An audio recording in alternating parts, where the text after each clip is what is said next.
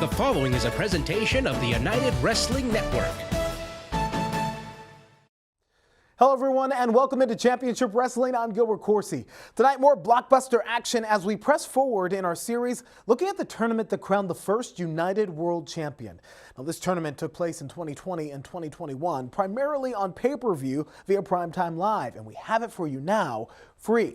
We are pulling from the vault as the latest coronavirus surge prompted a temporary pause in our television event.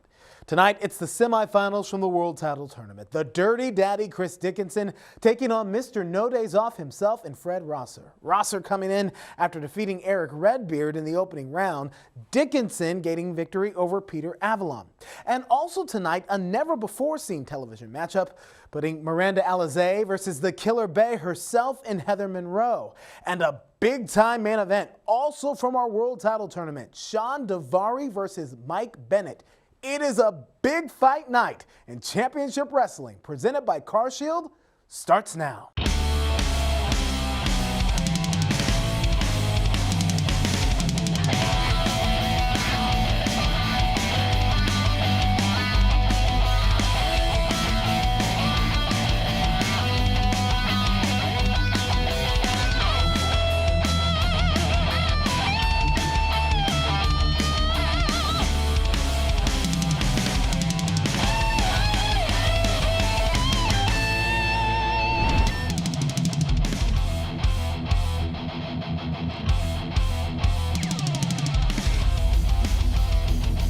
The following contest is a semi-final match in the United World Championship Tournament.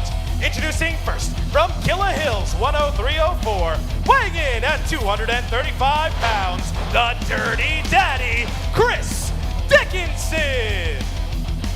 To say the Dirty Daddy has been on fire here in the United Wrestling Network would be a huge understatement. Undefeated both on Primetime Live and in Championship Wrestling from Hollywood. Yeah, sort of fancies himself, I think, the MVP, demanded competition. He's going to have his hands full tonight in the semifinals with Fred Rosser. No question about it, should be a good one. High stakes matchup.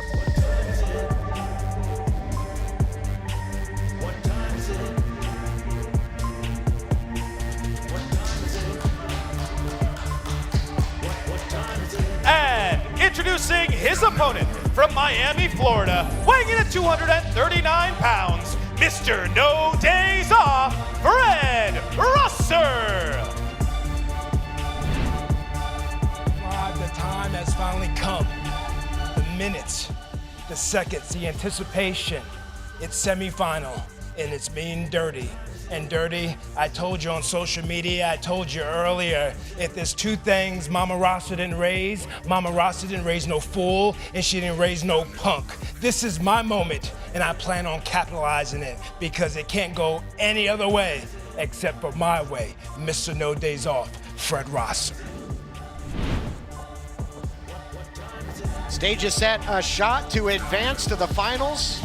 The United Wrestling Network World Title Tournament. There you see Mr. No Days Off going right after him, inside cradle, trying to catch the Dirty Daddy sleeping. Usually it's Dickinson that's off to a quick start. Heads up move, but also perhaps as he goes for the cover, talking about Rosser, perhaps also desperation because of that injury he brings in. 100%. You can see he has a very protective sleeve on his right arm, which is very severely damaged in that match against Redbeard. And the urgency that Fred Rosser came out here, whoa! Nice sweep there by Dickinson, but the urgency Fred Rosser came out, you can tell that he feels like he needs to end this matchup as quickly as possible. Into the cover there, and side control as well now by the Dirty Daddy. Getting the advantage in the grappling game in the early going, and Fred Rosser gets to the outside. And again, that history of that elbow, he's had some trouble, including surgery in the past. Yeah, Tommy John surgery, which is rare for a professional wrestler to have to endure that kind of surgery, but he took just a nasty, nasty fall and then re-injuring it with that just vicious assault by Redbeard. You can tell he's just incredibly aware of it. It is at the forefront of his mind in the early going of this matchup. Well, with that big brace, it's got a target on it to be sure. Absolutely. So the UCL is the ulnar collateral ligament. It's the inside the elbow ligament. So a lot of baseball pitchers. Oh, another pin attempt by Rosser. Oh, and an omoplata transition by Dickinson. Beautiful. He is continuing to attack that damaged arm. That'll do some big damage, and now pulls him the great white shark. pulls him into deep water, into the deep ocean here, back to the center of the ring. Rear waist lock. And we'll see, you know, we caught up with Rosser as that arm is on the dissection pan early after going for several covers himself. He said, hey, I got cleared by a doctor. The doctor said that, you know, I could probably use another week to rehab it, but I'm Mr. No Days Off. I got a shot to move on in this tournament, and I'm going to take it. Power slam by Rosser, beautifully done by the Primetime player on Primetime Live, looking to put him away. Yeah, no days off and no excuses. We know he is hurting, but he's going to come at Dickinson with everything he's got, and he's had an answer. Dickinson came with a game plan of his own, said he's going to pick him apart, obviously alluding to that injured arm. But Rosser's had answers. That seated splash, all the body weight down. That'll take the air out of you in a hurry. That is a lot of weight coming down on the chest of an opponent. It's going to knock all the air out of them and start taking away some of their gas. One of the things you guys mentioned a moment ago was that he was cleared by medical staff. He was kind of cleared. The doctor said that he advised that he did not wrestle today, so he's in there against medical advice. But because it wasn't something like a concussion, they couldn't pull him from the match. So it goes to show how tough he is and how dedicated he is to winning this matchup. No doubt about it. And, you know, despite his best judgment, Dr. James Morgan did give him the clearance to proceed here in the tournament. Knows how important it is. And the Dirty Daddy holding on to that armbar. A few extra seconds. He had 5 to break. And now all over Rosser in the corner. He's been attacking that right elbow nonstop. He said that he smells, whoa, huge German suplex. Into the cover immediately now goes Dickinson, looking to put him away. Attack the arm, so now you got Rosser's got to think about that. That's always on the forefront of his mind, and then eats the big German suplex to boot. If I'm Fred Rosser, I might try and exploit what Peter Avalon did to Chris Dickinson earlier in this tournament, went after that knee. You're right. He would absolutely be returning the favor of going after the weakest link on the body. With the amount of damage Dickinson's knee took in that last matchup, it would definitely even the odds if Rosser's able to attack him. Gasping for air right now as Rosser, as he is getting blanketed by Dickinson, who takes him off his feet with a single shot. Let's talk about the, look at that, clutching the arm as well. Again, Rosser in big trouble, and now using the rope here for added leverage. Boy, this is devastating here. Yeah, you can tell that the brace is slid down a little bit. I'm not sure he has the same prophylactic protection from that ulnar collateral brace that he's wearing. Rosser to the outside of the safety for now. For now, Dickinson not going after him. Not sure it's going to stay that way for very long. Dickinson just showing an incredible amount of aggression from the start here. Giving Rosser a bit of a breather, but this has been super physical out of the gate. They both know what is at stake to go to the finals to crown the first ever United World Champion here for United Wrestling Network. Arm drag takedown on that injured arm. More punishment being dished out. Holding on to that grasp. If Dickinson can get the straight arm bar here, it might be enough to get him to the finals. And look at, he's got him in the center of the ring. Dickinson is close to the ropes. Rosser is not. Absolutely. So what he's trying to do, he's trying to get the arm out. I'd like to see Rosser, there we go. Exactly what I was going to say. I'd like to see him get on top and try and stack him and look for some type of pin, just like he did there. This has been all action since the opening bell. Nice suplex by Dickinson into the cover. Again, going to high impact maneuvers. Ever since this thing started off, Rosser going for the inside cradle. There has been no surcease ever since. I think you hit the nail on the head that Rosser trying to win it right out of the gate, obviously knowing that he is not 100%, but he is not going to go easy. He will sell himself dearly to try and get to the finals here, but he is in that deep water with that shark Chris Dickinson. This thing getting physical in a hurry here, Blake, and Rosser going with the headbutt, follows up with a chop. I don't know if I'd use that arm, but he does. You know, the intensity in this matchup, both these guys realize how much is on the line. Winning this matchup could catapult either man's career into the superstar. And you want to have, you know, we talked about Rosser going for the early, the quick finish. You want to have low mileage. You still got to win another match to take home the United Wrestling Network title in the finals in a couple weeks' time. And now look at this, just trading in the middle, trade like Wall Street here on Primetime Live. Yeah, these aren't even just regular strikes. They're throwing headbutt feet. They're getting vicious. This is turning into a complete fist fight. Do you use Viagra or Cialis? Have you been thinking about trying Viagra or Cialis? What if we can promise you the same results for less than $3 a pill? If you're paying $20 or more a pill for Viagra, you're getting taken to the cleaners. Our pill delivers the exact same results for less than $3. We'll do the math for you. You'll save more than $16 a pill for the same results. Want more? We'll give you 40 blue pills or 40 yellow pills for $99 and add 4 more pills free. You save more than $500. Stop overpaying for expensive prescriptions. You don't have to be a rocket scientist to know what to do next. You need to call now and get your 44 pills for just $99. Stop overpaying for Viagra. Call us anytime, day or night, and start saving big money for the exact same results. Have your credit card ready. Ordering is fast and easy, with your pills delivered to your door in a non-marked package. Call now. The 16-time world champion, Nature Boy here, representing Car Shield. Woo! Sometimes Slick Rick has to take his own ride. So I called Car Shield because I can't worry about expensive car repairs. Like a new engine, woo! Or a transmission, woo! Expensive car repairs have met their match. Woo! Car Shield and Ric Flair do it better than anybody else. Talk about the road that they both took. Rosser surviving Eric Redbeard, won that match by disqualification, and it was Dickinson defeating longtime mainstay here in United, Peter Avalon, and now isolating the arm again. Oh, he took the brace off. Yep, took the brace off. Matt Brace is doing a ton of support for that ulnar collateral ligament. He needs to protect that arm more than ever with that brace being off.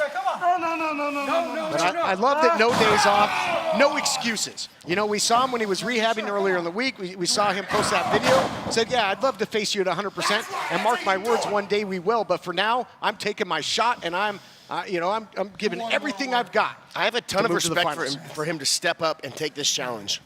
Yeah, I mean, that's what we've seen from Fred Rosser throughout his entire career. And just look at the path that, you know, he took on Chris Masters and James Storm in an impromptu triple threat, survived it, won that matchup, and, you know, and then had to deal with that just vicious assault from Redbeard. So he is not going to go away easily.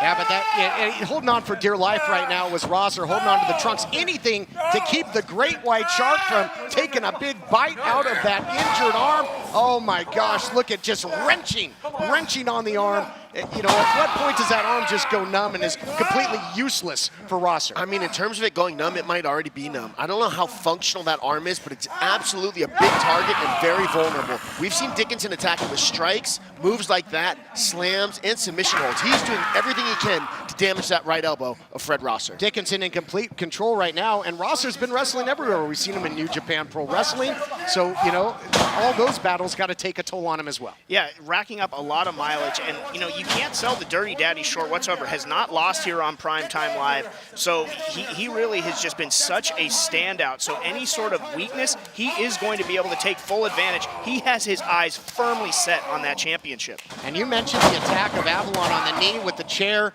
in the quarterfinal matchup between Dickinson and Avalon.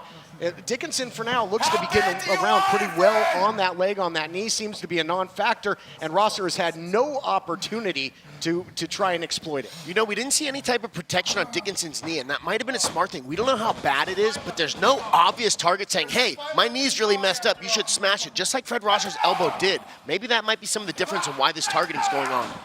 Dickinson also had a crucial extra week off in between this matchup, so that sort of definitely gives him an edge in this in terms of being able to heal up and be more at 100%. But with both these men scheduled, they're certainly not 100% right now. They have been giving it both barrels to one another. You make a great point, Jimbo, that he had a lot more time off to allow some recovery. Fred Rosser's got 7 days of recovery, and after that attack by Redbeard after the match, I'm surprised to see him, well, you see him injure his elbow by striking with it there. It takes a lot of out of his game plan. He loves those big forearm shots, but right now he's going to have to swing with his left, and now just almost by instinct throwing the right, and that's a sacrifice play, doing more damage to himself perhaps than his opponent. Sends Dickinson to the apron. Oh my God, look at this! Trying to suplex him to the floor. What's he doing?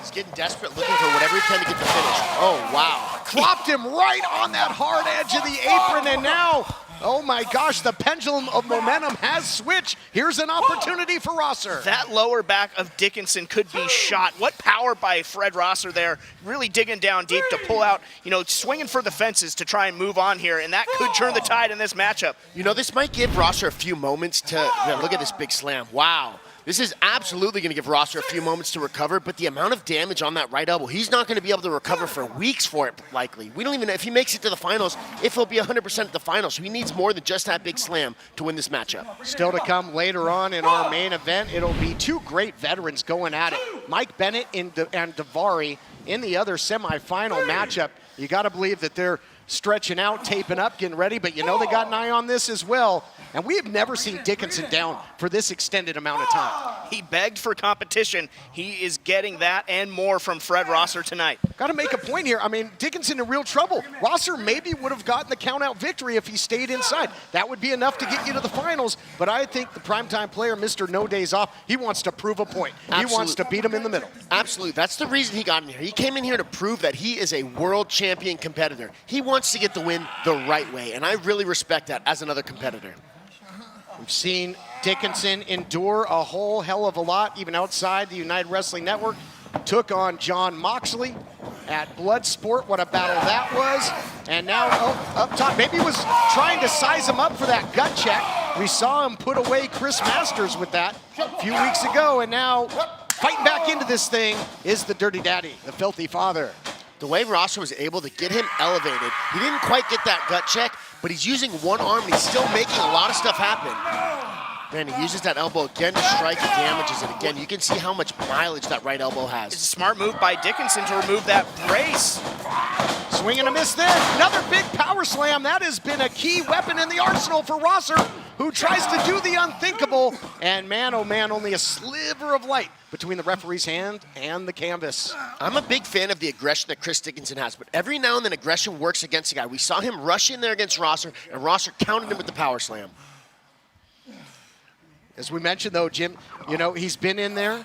Rosser has with the big and the bad. Eric Redbeard, Chris Masters, James Storm. James Storms we'll see later on defending the NWA World Tag Team titles. And I think, again, not having the use of that arm took him a little bit of extra time to try and get up top. Speaking of Rosser. Definitely slowed him down, and now Dickinson making him pay. Once again, attacking that arm, the Dirty Daddy. Seeing more blood in the water. Oh, he caught him there. Oh, bad landing for the Dirty Daddy. Little shades of the Belfast Brawler Fit Finley there, using the skirt as a weapon. And pulling out all the stops. Brilliant move by Rosser. You know, sometimes things happen where you just happen to fall in there and get stuck on that. And Fred Rosser's got the opportunity, and he is taking full advantage of it. And now a snap mayor on the outside. We've got to count on as well. They got to be leery. And a seated splash again, but nothing to cushion the blow here. You know, that shot then right down onto the concrete floor. But a double count out here would give somebody, you know, in essence, a freebie if they make it to the finals in our main event. Yeah, what an interesting thing that would be if that next matchup we have ends up being our finals match. Basically would be for the title. History would be made right here, but not the case right now. And a gator roll by Dickinson. Dickinson used that gator roll to put him in. Whoa, whoa, quick tap. Man, you can tell how fast he tapped it. That elbow, seriously, he's not letting go. Somebody needs to do something about this. Oh, boy. Yeah, and the referee has to get physical. Here is your winner, advancing to the finals of the United World Championship Tournament, Chris Dickinson. Dickinson was indeed a great white shark, and he was hungry, and he had the main course in the form of the arm of Fred Rosser from start to finish. I mean, Rosser started this thing in a pit that he had to climb out of with that injury. He came very close to doing just that, but Dickinson would not be denied. Another intimidating performance by Dickinson. You could see the referee threw up the X. I think Fred Rosser is seriously injured. We have some guys taking him to the back right now. We'll let the people at home know what his condition is coming up. Looking back at some of the action, that big slam on the apron. Here is the beginning of the end. The gator roll, you know, had him disoriented, and then that straight arm bar, Fujiwara style, really wrenching back. Yeah, and he was able to set that submission up by using that gator roll to get to the middle of the ring and prevent the rope break. Fantastic submission grappling by Chris Dickinson. Gutty effort by both men to determine who should go to the final on one half of the bracket.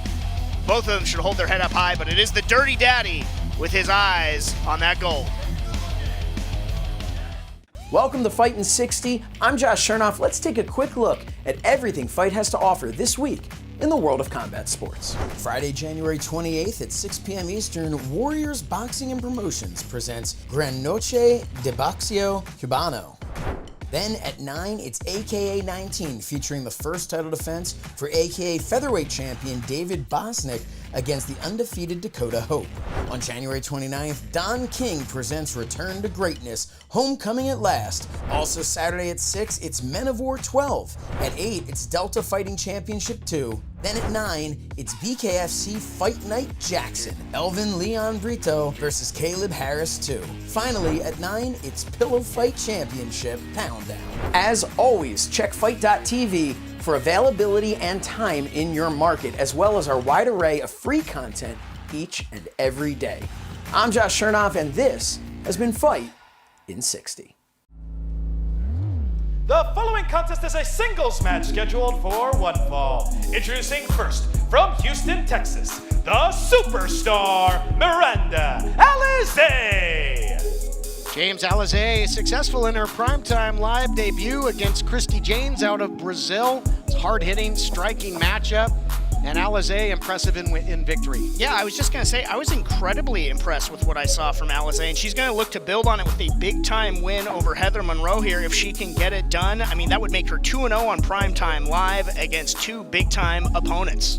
Alize, Blake, a great striker, including that running knee, the shining wizard that she calls the drive-by.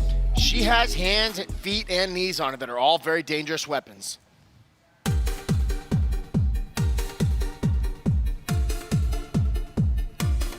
And introducing her opponent, being accompanied to the ring by Halston Body, she is the Killer Bay, Heather Monroe.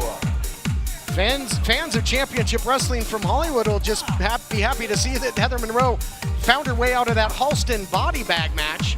She was involved in a match with Ruby Reyes this past weekend on Championship Wrestling from Halloween. What a hard-hitting affair that was.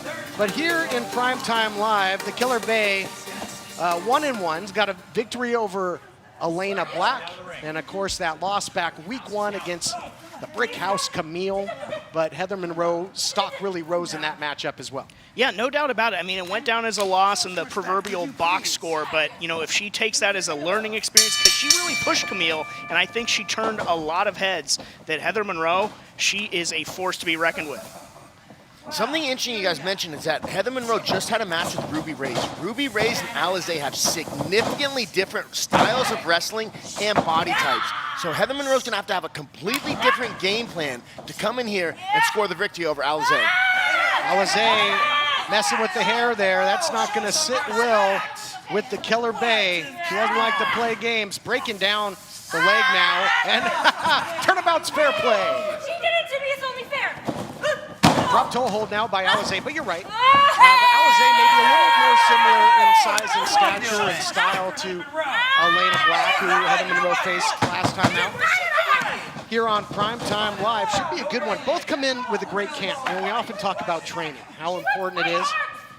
Heather Monroe, the Killer Bay, out of the famed Santino Brothers Academy here in Southern California. And Ruby Reyes herself came from there. And then on the flip side, with Miranda Alize, trained originally by Booker T, Reality of Wrestling, Houston, Texas. Now has been training south of the border with the Luchadors at Tijuana. So really well-versed in many styles are both.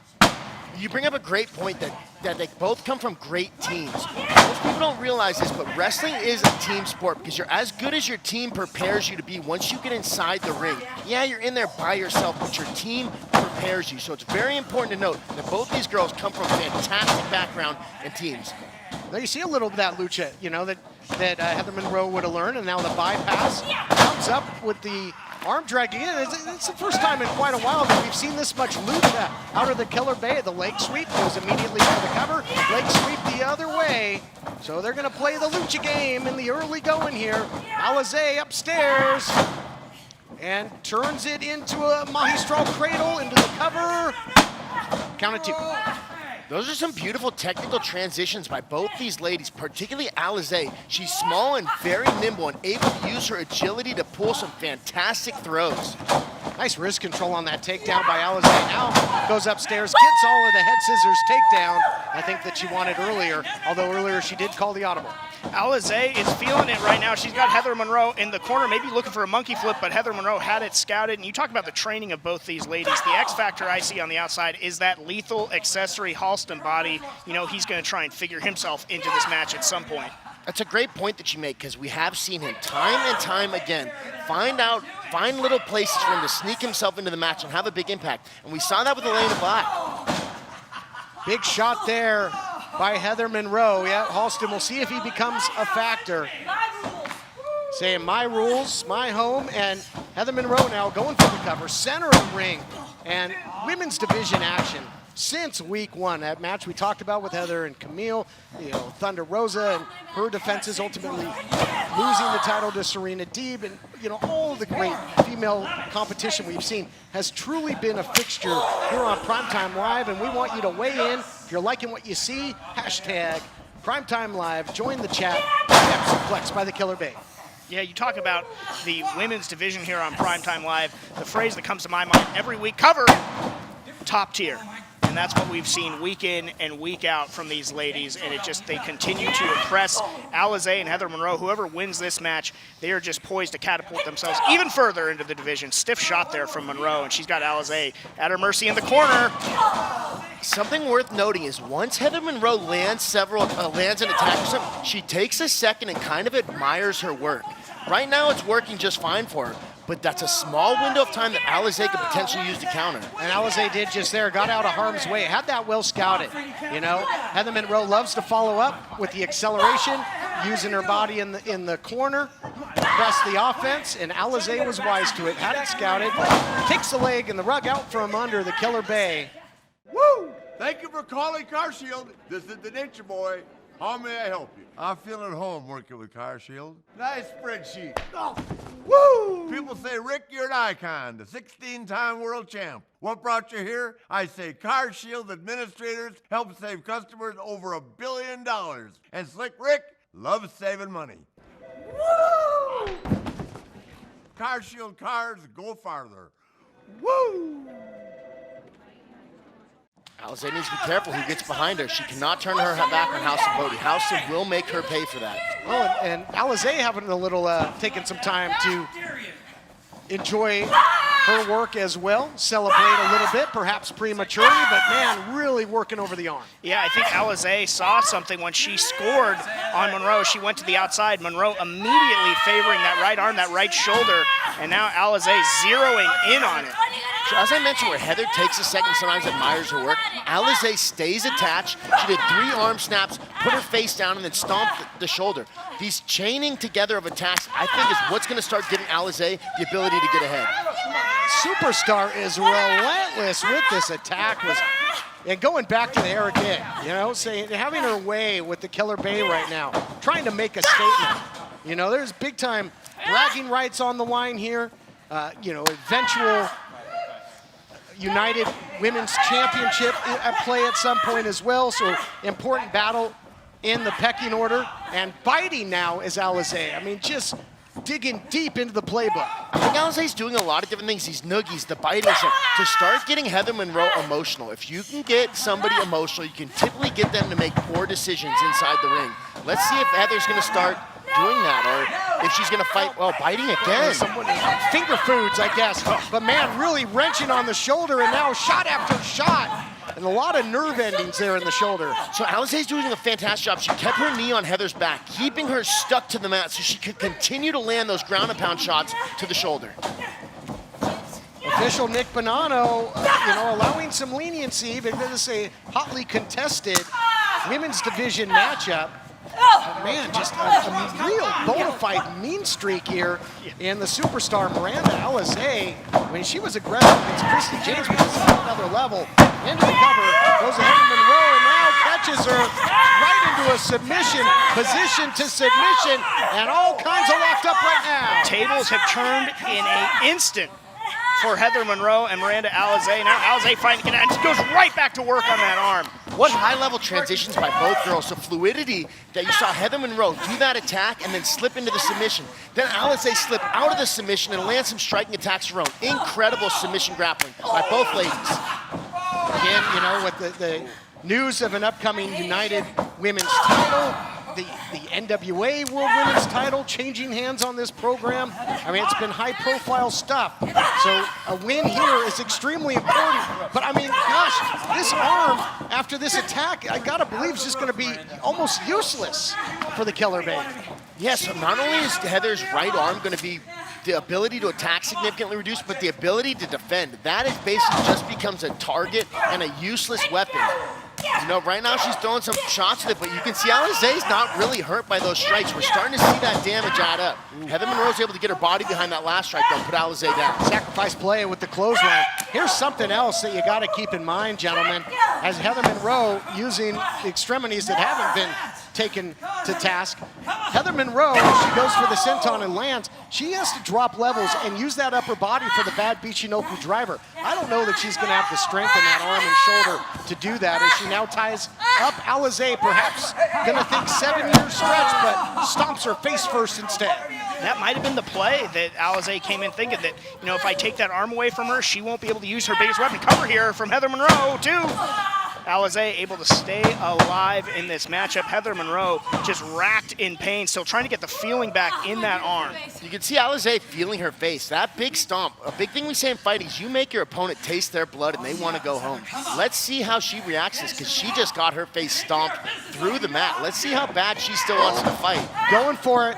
Again, well scouted is Alize when it comes to the offensive playbook of the Killer Bay. Ripcord, again, holding on to that shoulder. Fireman's carry position. Just stringing together the offense. Might be time for the drive-by. No, elects for the drop kick instead.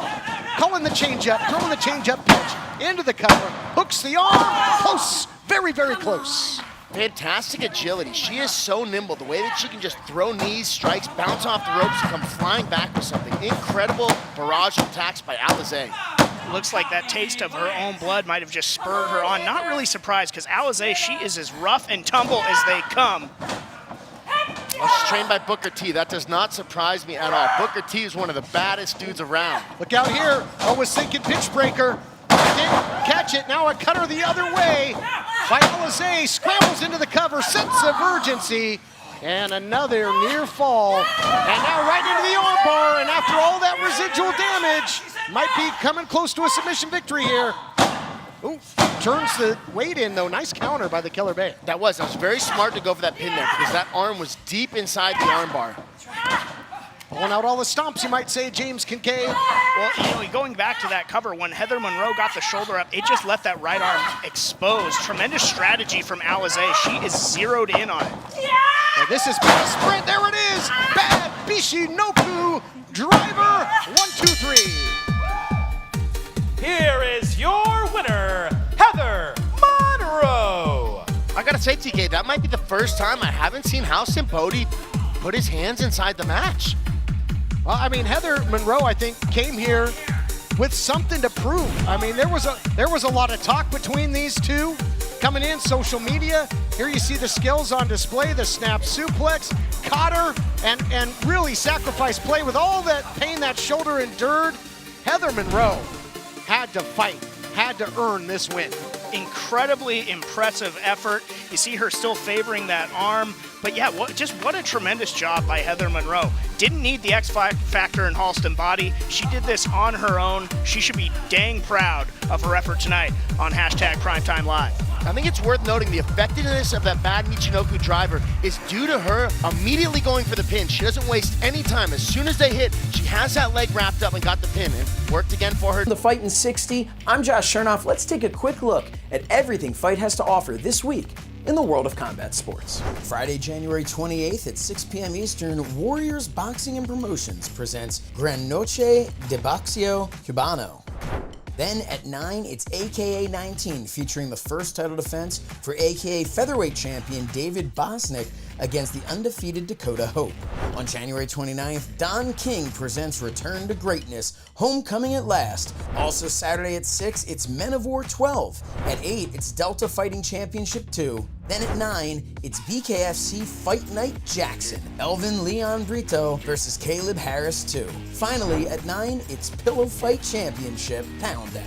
As always, check FITE.tv for availability and time in your market, as well as our wide array of free content each and every day. I'm Josh Chernoff, and this has been Fight in 60. The following contest is a semifinal match in the United World Championship Tournament. Introducing first from Minneapolis, Minnesota, weighing in at 206 pounds, SHAWN Devari. Last week, ladies and gentlemen, I stood right here before you and told you I'm not sure that SHAWN Devari has what it takes to hang in the wrestling business anymore. But after I pinned Rocky Romero, and after I advanced one block further in this tournament to crown a new world champion, I started remembering exactly who the hell SHAWN Devari is. And for the past 7 days, I seem to be training a little bit harder in the gym. I seem to be moving a little bit quicker in the ring, and I seem to be walking around town with my head held a little bit higher. And I'm starting to remember what it feels like to be a champion. So tonight, Mike Bennett, you know I think the world of you as a talent. But unfortunately, I'm sorry, you're just another pro wrestler standing in my way of remembering exactly who SHAWN Devari is. SHAWN Devari, champion. All those championship instincts coming back. Yeah, you can absolutely, what he said last week and this week, a massive difference in his mentality. He's ready. He's not questioning himself if he's a champion anymore. He's ready to win that title. Well, one heck of a way to build confidence, taking out Rocky Romero from New Japan Pro Wrestling last week in the quarterfinals. Incredible victory by SHAWN Devari, and yeah, you just see an entirely different guy now here. You take it all the way.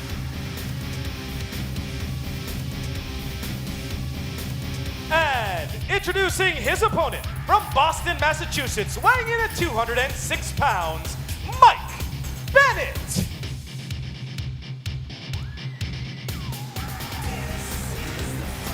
Bennett taking a good look at the title there, and let's hear more from Bennett.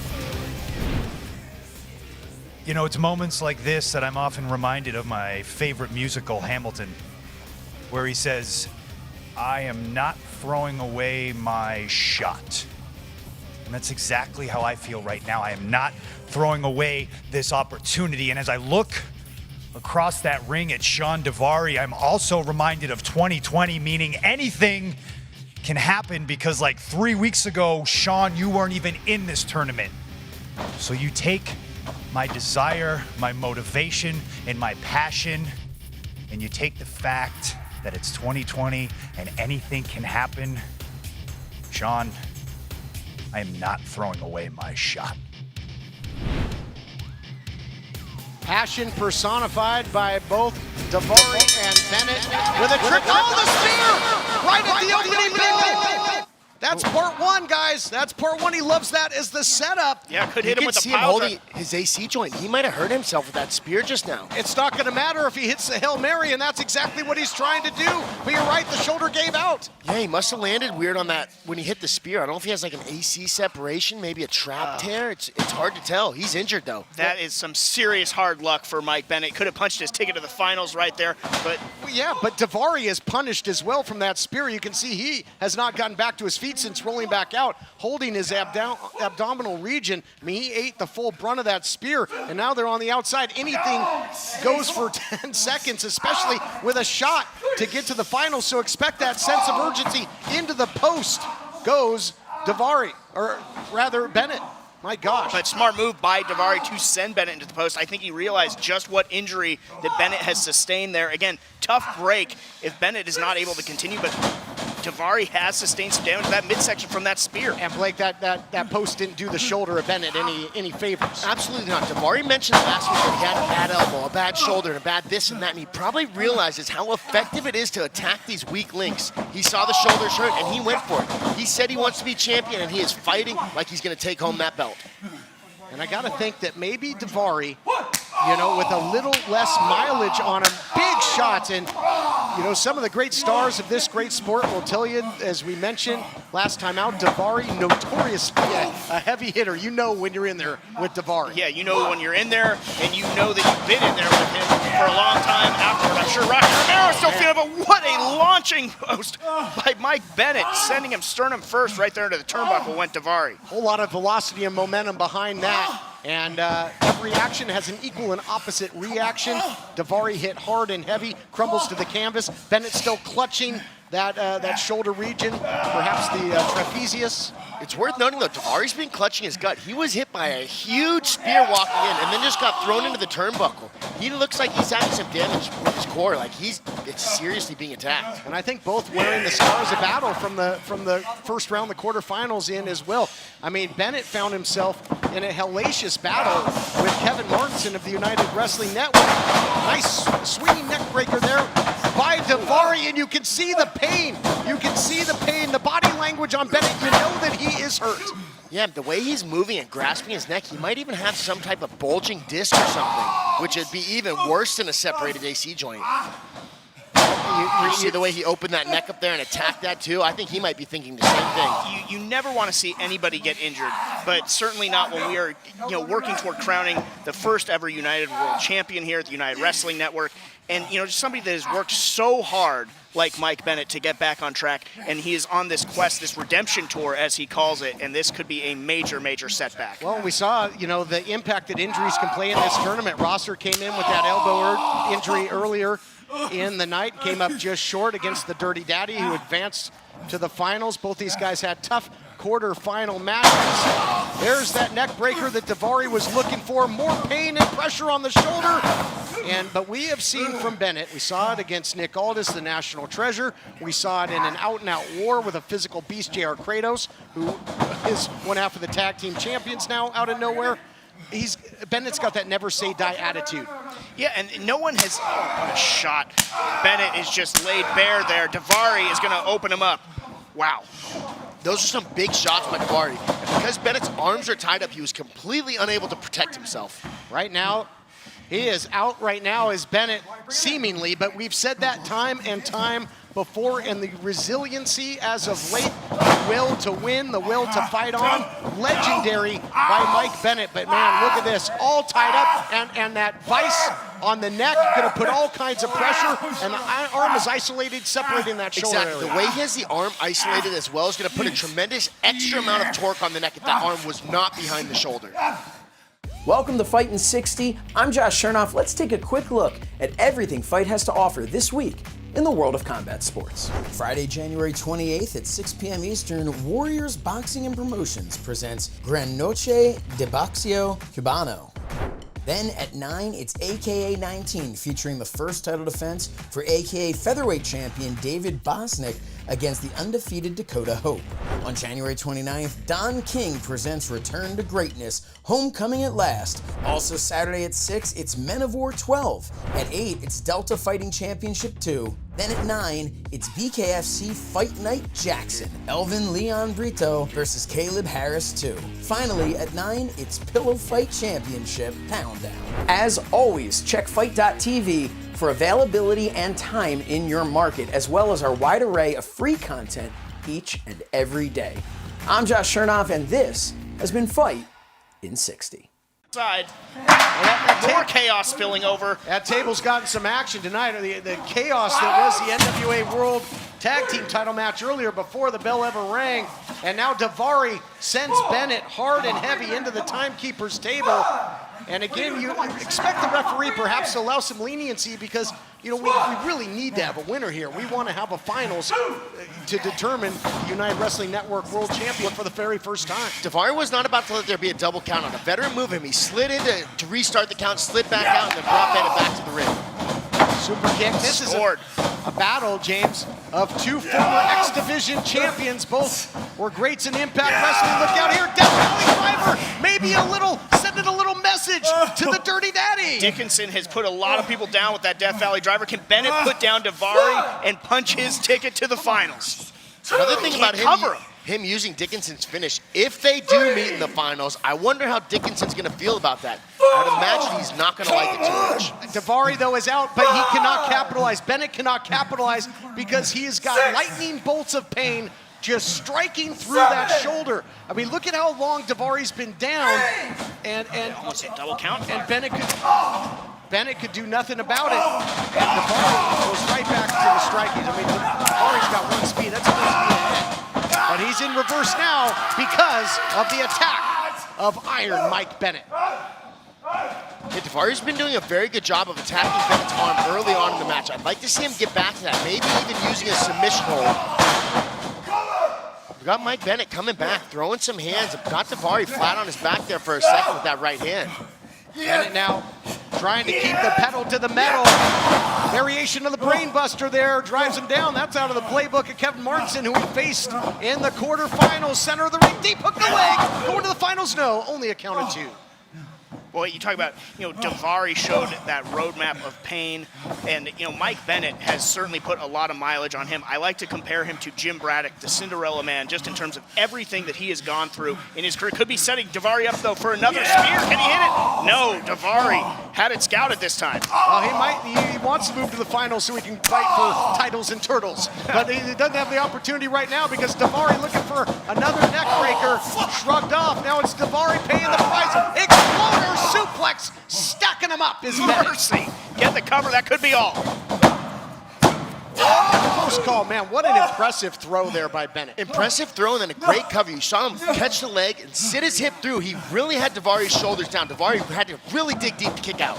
This goes to show you how much the opportunity to become the first ever United Wrestling Network World Champion means to these two. And he's got him in position, maybe spear again. No wise to it. Oh my goodness, to the post. See, Bennett used that spear early on, and Devari didn't see it coming, but now he's been waiting for it. And that's twice in a row we've seen him counter that spear. He was looking for that hammerlock lariat, shades of his brother Aria Devari. This is how he beat Romero. This is how he beat Romero with fundamentals. Almost pulls it off again. God, almost pulled the rabbit out of his hat twice and was headed to the finals. Devari in disbelief. But going back to that spear by Mike Bennett, that was the worst possible outcome as Devari was able to get out of the way and send him post first into that injured shoulder.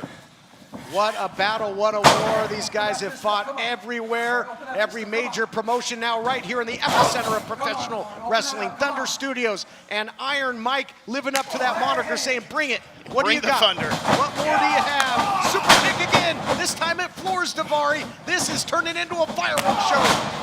Yeah, Bennett has been unleashing a barrage of different attacks on Devari. He's definitely making a huge comeback here. If he can keep this momentum up, there's the spear again.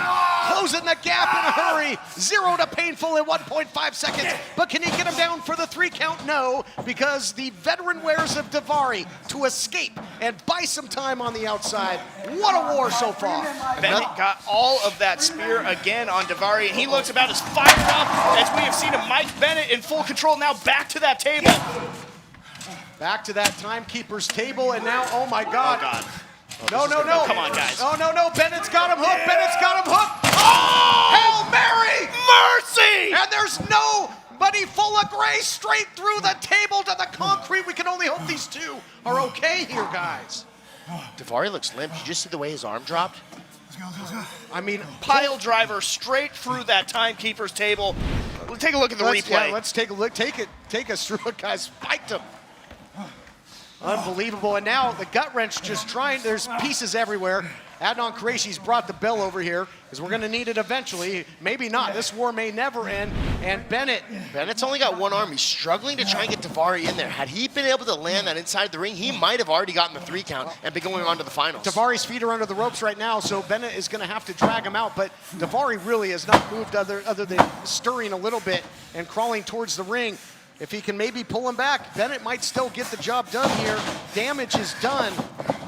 And he pointed to the title, guys. Will he move on to the finals and have a shot at it? Hail Mary yet again, throwing the long bomb all the way to the end zone and the finals and wins! Here is your winner, advancing to the finals of the United World Championship Tournament, Mike Bennett!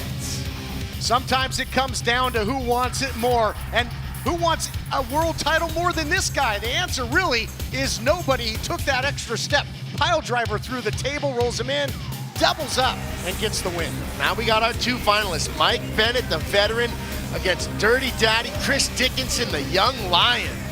Wow. And here it is, James. Let's take a look at the brackets. I mean, but both guys had no easy road to get to the finals. The Dirty Daddy, Chris Dickinson, will face off with Mike Bennett, the Miracle Man. Both, Dickinson wanted competition. Mike Bennett wants redemption. One of them will get their way in the finals. Absolutely. The absolute animalistic dominance of Dickinson thus far. The Cinderella story, as you said, of Mike Bennett, trying to restore order and glory to his name. What an incredible war this was in the finals of the tournament as we relive some of the action, including just that death-defying pile driver through the table. One more for good measure. And what a warrior Devari was as well. Does he still have it? Indeed he does. But what he does not have is what this man has, and that's a shot at that. The United Wrestling Network World Champion. I tell you what, this United World Title Tournament is something to see. What a back and forth contest between Dickinson and Rosser. In the end, the damage done to the arm by Redbeard in Rosser's quarterfinals match, that just proved too much. And Dickinson was savvy, capitalizing with the armbar to gain submission victory. And man, oh man, one for the record books between Devari and Bennett, both athletes showing they belong in the title hunt. A match that really could have gone either way, and it took two pile drivers, one through the timekeeper's table, for Bennett to gain victory. So next week, we will see Rosser taking on Devari, both trying to get a mark back in the win column, plus a match of the year contender for the United Wrestling Network from Championship Wrestling in Atlanta, Mike Bennett taking on Jonathan Gresham. I was there for the call on this one. I got to tell you folks, this match, you'll be on the edge of your seat. Well, that's going to do it for this week. For all of us here at the United Wrestling Network, I'm Gilbert Coursey saying thanks for being here. We'll see you next time on Championship Wrestling, presented by CarShield.